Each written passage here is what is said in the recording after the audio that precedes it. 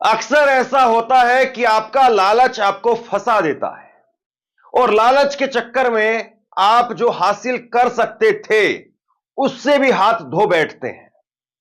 अपने पैर पर कुल्हाड़ी आप अपने लालच की वजह से मारते हैं। तो मोदी और राजीव कुमार ने बहुत बड़ी गलती कर दी। प्रधानमंत्री नरेंद्र मोदी जी ने अपने ही पैर पर कुल्हाड़ी मार ली है। जिस तरह की खबरें महाराष्ट्र को लेकर सामने निकल के आ रही हो, उसके बाद से मोदी जी की टेंशन और ज्यादा बढ़ी हुई है, क्योंकि अब विपक्षी पार्टी कांग्रेस गठबंधन ने सीधे तौर पर बड़ा ऐलान कर दिया है और ईवीएम को बैन करने के लिए सड़कों पर उतरने की बात कर दी है। यानी कि अब ईवीएम को लेकर क्या कुछ खबरें सामने निकल के आ रही हैं, आप लोग इस रिपोर्ट को देखिए। अक्सर ऐसा होता है कि आपका लालच आपको फंसा देता है और लालच के चक्कर में आप जो हासिल कर सकते थे उससे भी हाथ धो बैठते हैं। हाथ धो बैठते हैं, बात सही अपने है। पैर पर कुल्हाड़ी आप अपने लालच की वजह से मारते हैं। ये सारी बातें मैं क्यों कह रहा हूं? आज जिस तरीके से ईवीएम को लेकर के तमाम विपक्षी पार्टियों ने एकजुटता दिखाई है, चुनाव आयोग को लेकर के विपक्ष अब एक मंच पर आ रहा है, एक साथ आ रहा है। ऐसा लगता है कि 2024 के लोकसभा चुनाव के बाद विपक्ष के पास में जो एजेंडे की कमी थी, वो एजेंडा जो है वो कहीं ना कहीं अब विपक्ष ढूंढ भी रहा है और उस एजेंडे पर टिक भी रहा है। टिक भी रहा है और उस पर काम भी कर रहा है। नरेंद्र मोदी ने महाराष्ट्र के चक्कर में बहुत बड़ी गलती कर दी। सवाल यह है कि राजीव कुमार साहब यानी चुनाव आयुक्त, उन्होंने महाराष्ट्र के चुनाव में ढिलाई कर बरत के या जो आरोप लगातार विपक्ष की तरफ से लग रहे हैं उसको देखते हुए कोई बहुत बड़ी गलती कर दी और महाराष्ट्र के चक्कर में अब बीजेपी का सब कुछ लुट गया, या यूं कहे कि बीजेपी का सब कुछ चला गया या चला जाएगा। आप सोचिए कि जिस चुनाव में, महाराष्ट्र के चुनाव में किसी को कोई लहर नहीं दिख रही थी, कोई भी पत्रकार या ग्राउंड रिपोर्ट या सर्वे या ओपिनियन पोल या एग्जिट पोल वो इस तरह के नतीजों के बारे में नहीं कह रहा था, और उसके बाद में इस तरह के नतीजे कैसे सामने आ गए? तो ये सारे सवाल भी बहुत बड़ा है कि महाराष्ट्र के अंदर कोई ऐसी स्थिति थी नहीं भाजपा की जिस तरह की हुई है। को हटाने के लिए देश भर से यात्रा करें, देश भर से यात्रा करके भारत जोड़ो न्याय यात्रा और भारत जोड़ो यात्रा की तर्ज पर राहुल गांधी के नेतृत्व में विपक्ष एक यात्रा निकालेगा। मल्लिकार्जुन खड़गे ने इस बात को कह दिया। देखिए, अगर हम पार्टियों की बात को किनारे भी रख दें, अगर विपक्ष की बात को किनारे भी रख दें, और इसमें ताजा बयान अब शरद पवार का भी सामने आया है। शरद पवार ने भी कह दिया है कि हम ईवीएम को लेकर के बड़ी तैयारी कर रहे हैं। मतलब शरद पवार भी अब अपने आप में एक बड़ा मोर्चा खोलते हुए नजर आ रहे हैं। लेकिन अगर इन पार्टियों की बात को किनारे भी रख दें तो दुनिया भर के जो एक्सपर्ट हैं या दुनिया भर के वो मुल्क जो टेक्नोलॉजी के लिहाज से हमसे बहुत आगे हैं, उन तमाम देशों में ईवीएम से चुनाव नहीं होते। उन तमाम देशों में बैलेट पेपर से चुनाव होते हैं। बैलेट पेपर से चुनाव होते हैं, बात सही है। बाहर ईवीएम का यूज नहीं किया जाता सत्ता, जबकि तकरीबन पूरा विपक्ष इस बात को कह रहा है कि हमें ईवीएम से चुनाव नहीं चाहिए। अखिलेश यादव ने तो यह कह दिया कि अगर मैं 545 सीट जीत जाऊं तो भी, और उत्तर प्रदेश की 80 की 80 सीट जीत जाऊं तो भी मैं ईवीएम पर सवाल बंद नहीं करूंगा। ईवीएम पर सवाल लगातार खड़े होते रहेंगे, और उन्होंने कहा कि हम ईवीएम से जीतेंगे और ईवीएम को हटाएंगे। एलोन मस्क, दुनिया के अपने आप में जो टेक्नोलॉजी के महारत हासिल करने वाले लोग हैं उनमें से अपने आप में बहुत बड़ा एलोन मस्क दुनिया के बड़े टेक्नोलॉजिस्ट हैं। उन्होंने कह दिया कि इस ईवीएम के अंदर गड़बड़ी होती, इस ईवीएम में कुछ ना कुछ जो है वो प्रोग्रामिंग की जा सकती है। रिस्क थोड़ा ही सही, लेकिन रिस्क जरूर है। तो आप बताइए कि भारत में सत्ताधारी पार्टी यानी बीजेपी यानी नरेंद्र मोदी क्यों आखिरकार इस बात पर अड़े हुए हैं?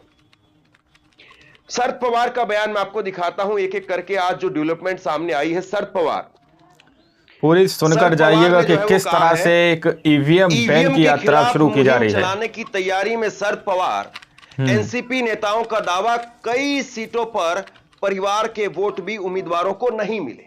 सोचिए, शरद पवार की ही पार्टी के जितेंद्र आव्हाड वो क्या कह रहे हैं, जरा वो भी देख लीजिए। एक परिवार में 32 वोट हैं, उन सभी लोगों ने अपने घर के कैंडिडेट को वोट दिया, फिर भी उसे 0 वोट दिखाया है, ऐसा कैसे हो सकता है?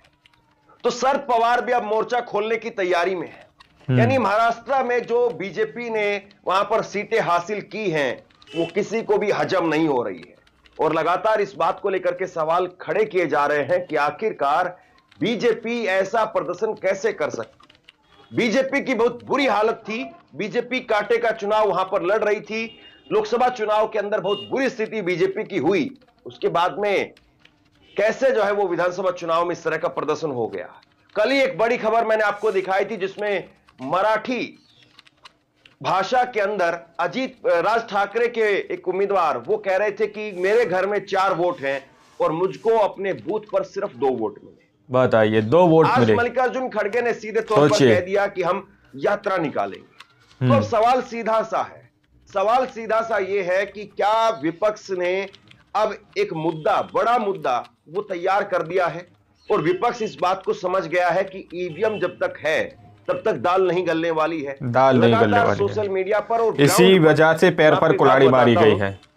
जब राहुल गांधी की भारत जोड़ो यात्रा निकल रही थी, भारत जोड़ो न्याय यात्रा निकल रही थी, मैंने दोनों यात्राएं कवर की, लेकिन मैं यकीनी तौर पर इस बात को कह सकता हूं, तमाम लोग उस यात्रा में जो शामिल हो रहे थे वो इस बात को कहते थे कि राहुल गांधी को ईवीएम को लेकर के भी यात्रा निकालनी चाहिए, ईवीएम को हटवाना चाहिए, बगैर ईवीएम को हटाए मामला बन नहीं पाएगा। सोशल मीडिया पर लोग, जो मेरी वीडियो जाती थी तो उस पर यूट्यूब पर, फेसबुक पर, ट्विटर पर, जहां पर भी लोग कहते थे कि राहुल गांधी की यह यात्रा बहुत बढ़िया है, शानदार है, स्वागत करते हैं, लेकिन राहुल गांधी अगर ईवीएम नहीं हटा पाए, ईवीएम नहीं हटवा पाए तो कोई उनकी बात बनने वाली नहीं है, बनने वाली नहीं है। ये तब की बात 3 साल 4 साल से लोग लगातार इस बात को कहते रहे, या और उससे पहले से भी लोग कहते रहे ईवीएम को लेकर के, लेकिन विपक्ष ने गाहे बगाए इस बारे में चर्चा जरूर की, लेकिन इसको कॉन्क्रीट मुद्दे के तौर पर नहीं उठाया। लेकिन अब मल्लिकार्जुन खड़गे कह रहे हैं कि हम ये ईवीएम को हटाने के लिए देश भर में यात्रा करेंगे, यानी एक बड़ा आंदोलन शुरू किया जाएगा। तो जरूर करूंगा, और हमारे अपोजिशन लीडर राहुल गांधी जी भी इसको मानेंगे। अरे हमारा सब जितनी भी शक्ति लगा के SC ST OBC गरीब तबके के लोग, छोटे कम्युनिटी के लोग, ये लोग जो अपना वोट दे रहे हैं वो वोट फिजूल जा रहा है, पहुंच ही नहीं रहा जिस तक पहुंचा रहे हैं आप लोग। हमको ईवीएम कुछ नहीं, हमको होना बैलेट पेपर पे वोट, बस बैलेट पेपर पर वोट चाहिए।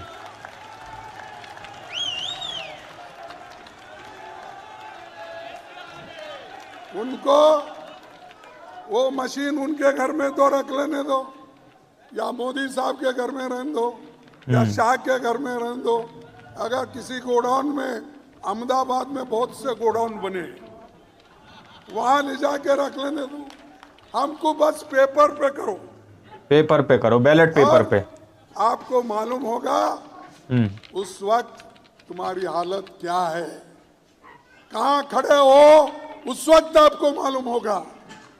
तो मैं ये अपने पार्टी के तरफ से एक मुहिम शुरू करना चाहिए, सभी लोगों को कहना चाहिए, सभी पार्टियों को भी हम कहेंगे, और राहुल गांधी जी के नेतृत्व में जैसा भारत जोड़ो यात्रा निकाले वैसा ही ये बैलेट पेपर हमको चाहिए।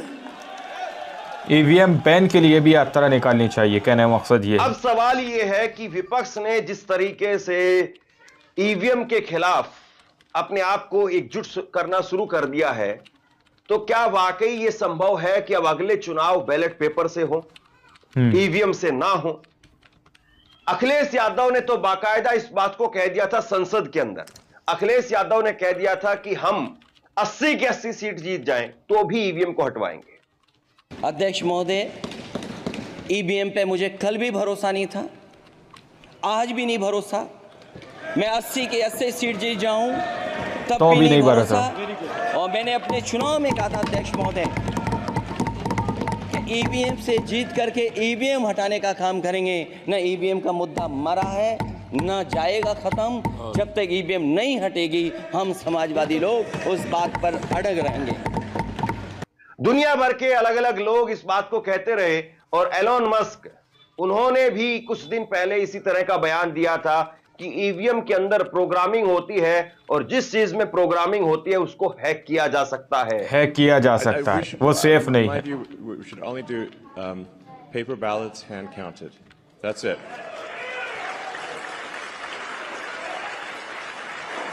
I mean,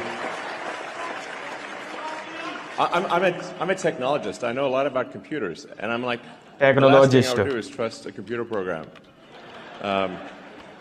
because it's just too easy to hack. It's too easy to add just one line, and it's really difficult to hack paper ballots. So, you know, in-person voting with you know, proof of with ID, which by the way, every country has. I mean, like almost every country that has democratic elections requires in-person voting with voter ID. This is weird. It's super weird to not have that. I think that's the only way to effectively address fraud. देखिए, नरेंद्र मोदी या BJP के लोग इस बात को लेकर के खूब उत्साहित हैं कि महाराष्ट्र और हरियाणा ने नरेंद्र मोदी को 2024 वाला या उससे पहला लोकसभा चुनाव से पहले वाला मोदी बना दिया है। लेकिन मोदी बना दिया है। अभी भी एक खबर आप देखिए, एनडीटीवी की खबर देखिए। मोदी से मिलने का वक्त मांग रहे हैं एकनाथ शिंदे के सांसद और कह रहे हैं कि एकनाथ शिंदे को सीएम बनाया जाए। तो मतलब एक तरफ तो सहयोगी जो पार्टियां हैं उनके मन में भी यह सवाल उठ रहा है कि बीजेपी जो इस हालत में थी भी नहीं, वो बीजेपी इस स्थिति में आ गई कि उनकी जो बार्गेनिंग की पावर थी वो भी खत्म कर दी गई। वो भी खत्म कर दी। मतलब इस चुनाव में, महाराष्ट्र के चुनाव में जो कुछ हुआ है उसमें केवल उद्धव ठाकरे साइड में नहीं हो गए हैं या कांग्रेस को नुकसान नहीं हुआ है या शरद पवार की जो पूरी राजनीतिक जो यात्रा थी उसको हाशिए पर नहीं लगा दिया गया है, बल्कि इसके साथ साथ अजीत पवार और एकनाथ शिंदे उनको भी किनारे लगा दिया गया है। बीजेपी अब इतने सीट लेकर के आई है कि बीजेपी को कोई जरूरत नहीं है। बीजेपी खुद से अकेले अपने दम पर जो है वो सरकार बना पाने की कंडीशन में आ गई है और इसीलिए किसी को भी संगठन में लेकर के जो सांसद हैं, नेता हैं, वो भी हैरान है कि किस तरीके से ये मैंडेट आया है। अब सवाल ये है कि क्या नरेंद्र मोदी ने बड़ी कुल्हाड़ी अपने पैर पर खुद मार ली है? महाराष्ट्र में एक ऐसा मैंडेट अगर धोखे से आया है तो क्या यही मैंडेट अब नरेंद्र मोदी के लिए बहुत बड़ा सिरदर्द बनने वाला है? क्योंकि कई बार ऐसा होता है कि लगातार माहौल के अंदर गर्मी बनी रहती है, लेकिन एक जरा सी चिंगारी की जरूरत होती है और वो चिंगारी शोले में बदल जाती है। बिल्कुल सही बात है, शोले में बदल जाती है। के परिणाम वो चिंगारी बनने का काम कर रहे हैं। ईवीएम को लेकर के अब कॉन्क्रीट तरीके से एक बड़ा आंदोलन देखने को मिलेगा। आप क्या सोचते हैं? नीचे कमेंट बॉक्स में लिख करके जरूर बताइए। इस वीडियो को शेयर कीजिए और इसी तरह की तमाम खबरों के लिए ऑनलाइन न्यूज इंडिया को सब्सक्राइब कीजिए। आपका बहुत बहुत धन्यवाद। तो आप लोगों ने इस वीडियो को शुरू से आखिर तक देखा। वीडियो के अंदर साफ तौर पर बताया गया कि किस तरह से मल्लिकार्जुन खड़गे कह रहे हैं कि जिस तरह से भारत जोड़ो यात्रा निकाली गई, फिर भारत जोड़ो न्याय यात्रा निकाली गई, इसी तरह से ईवीएम को बैन करने के लिए एक यात्रा राहुल गांधी को निकालनी चाहिए। एक यात्रा बैलेट पेपर के लिए भी इसी तरह से भारत के अंदर निकालना चाहिए। यानी कि एक बड़ा आंदोलन यहाँ पर ईवीएम को लेकर करना चाहिए, ऐसा मांग जो है सीधे तौर पर मल्लिकार्जुन खड़गे करते हुए नजर आ रहे हैं। जिसकी वजह से यहाँ पर सीधे तौर पर यह कहा गया कि मोदी जी ने बहुत बड़ी गलती कर दी। कभी कभी हम लोग छोटी छोटी चीज़ को हासिल करने के लिए बहुत बड़ी गलती कर बैठते हैं। यानी कि सब कुछ चला जाएगा बीजेपी पार्टी का। किस तरह से चला जाएगा समझिए। अगर ईवीएम बैन हो गया तो आप लोग जानते हैं कि बीजेपी पार्टी का अस्तित्व ज़्यादा दिन तक नहीं बचेगा। बीजेपी पार्टी ज़्यादा दिन तक सत्ता के अंदर नहीं टिक पाएगी। जहाँ पर भी चुनाव लड़ेगी अगर बैलेट पेपर से होंगे तो 100% चांस है हारने के, ऐसा विपक्ष का दावा है। इसलिए बहुत बड़ा यहां पर नुकसान बीजेपी पार्टी ने महाराष्ट्र को जीत कर दिया दोस्तों। इसलिए कहा जा रहा है कि मोदी जी ने अपने पैर पर खुद ही कुल्हाड़ी मार ली है। बाकी आप लोग के सामने रिपोर्ट रखी गई। इस रिपोर्ट के बारे में आप लोग क्या सोचते हैं, क्या समझते हैं, अपनी राय कमेंट सेक्शन में जरूर दीजिएगा। सच्ची पक्की खबरें देखने के लिए चैनल को सब्सक्राइब कीजिए। मिलते हैं अगली वीडियो में, जब तक के लिए जय हिंद, जय भारत।